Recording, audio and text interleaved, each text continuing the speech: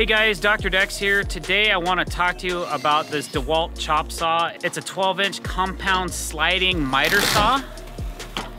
It's cordless. Cordless, man.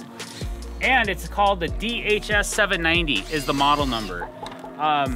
This is our workhorse. So if you get something out of this review, please click that subscribe button and don't forget to hit the bell icon every time if you want to be notified we're putting out fresh content.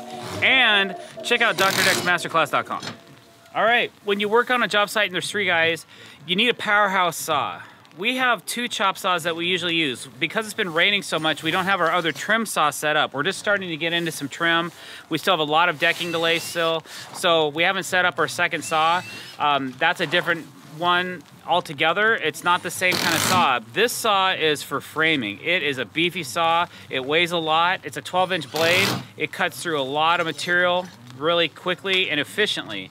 The thing that impresses me the most about this saw is the flex volt capability of the saw.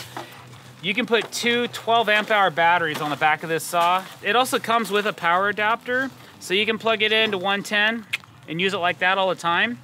But we found that when we're just rocking 2 12 amp hour batteries, we're gonna be able to get 2+ days out of full use out of this saw. It's incredible. We've been rocking this these batteries a day and a half. Have you guys put new batteries on this today? No? No. We still got 2 bars. There's little battery gauges on the back of these batteries too, so they're pretty tricked. So it's brushless, and we usually have a saw hood over it, but for clarity for this video, we took the saw hood off, which actually protects it and keeps all the rain and everything off the motor and even off the handle, which we had a problem with our old sawdust catcher that it left the handle exposed all the time and it got wet and we started having issues with it. I don't anticipate we're gonna have that same issue with this because we can actually pull the cover over the handle and keep it from getting wet. So here's some basic functions of this saw. Like I said before, most of the time this baby's locked at 0. It's just straight up cuts. It does have a couple crown stops that come with it. We usually take these off and leave them off because we're not crown molding guys, but they are here if we're doing some taller trim. We do have the ability to lock these in and use them and keep them for higher and taller product if we need to. If we're trying to cut something vertically, we want something to hold up against. If you tighten this down like so, you see that?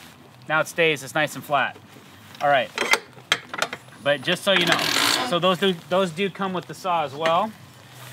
We have our saw is hooked up to the cut hub system.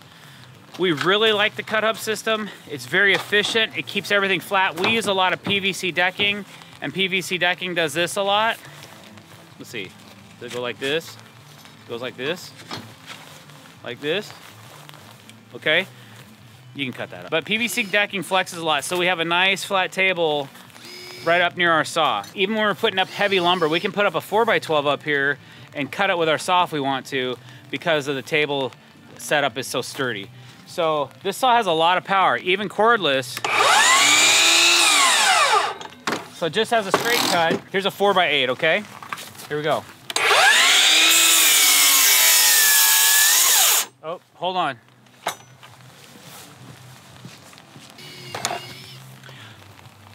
Always wear your safety glasses, especially in the rain. One cool feature about the saw is there's a little light button right here on top of the saw.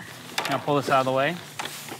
When you pull the trigger, that LED light activates, but you can also activate that light by just pushing the button. So I don't know if you can see that. Can you see that? Probably not. But what's cool about that LED, the LED will cast a shadow down onto your material. So if I pull this guard up, okay, you can see the light right here shining down. It just went off. Okay, so here we go. I'm gonna push it back on.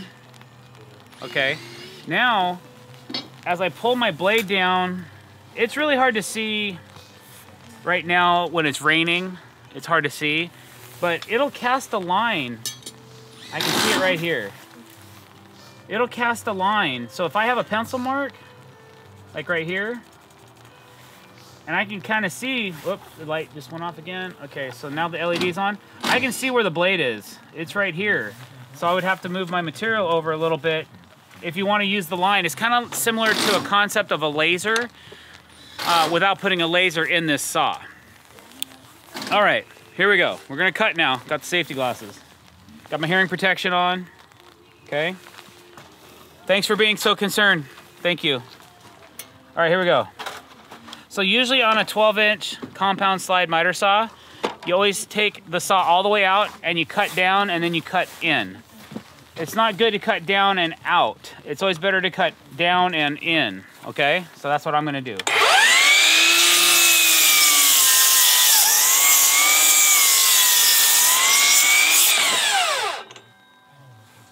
And that blade's getting kind of dull.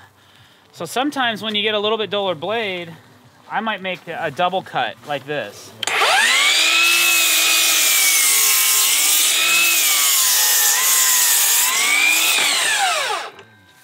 There you go. So lots and lots of power. The saw is a compound sliding saw. So that's what it gives you, more range of your depth of cut when you can slide it back and forth like this. You can lock it out if you want and just tighten up the thing so it just acts like a standard chop saw. It has the ability to turn up to a 60-degree angle this way to the right. So 60-degree miter. This side over here, once there's no sawdust in your way, you can get to a 50-degree bevel. Or excuse me, 50-degree miter over here as well. All right, so on the back of the saw, there's a dial that allows you, or a handle that allows you to lock it into place, okay? So if you untighten that, you can swivel the back of the saw. There's a few different tabs on the saw that allow you to create different angles when you're trying to do bevels. So first of all, this tab here affects the saw when you turn it to the right. There's a tab over here, the same exact tab, that affects the saw when you turn it to the left. So I'm swinging this to the left.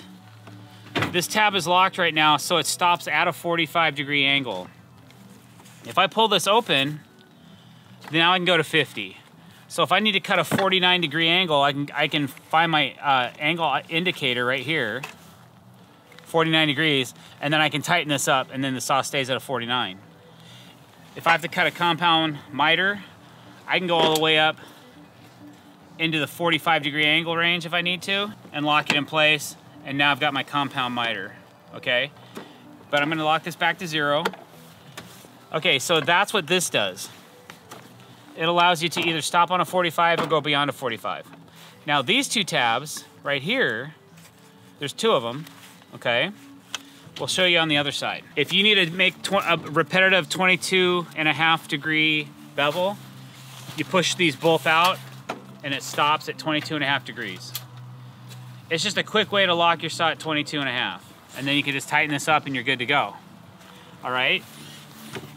If you need 34 degrees, you pull this out. These are just real common angles that a lot of carpenters use for different reasons in framing, in roofing, and different things like that. So they try to think of a lot of different reasons why they would have these stop at a certain angle. Okay, so this one stops at 34 degrees. Again, you can just tighten up the saw, lock it in, and you're locked at 34.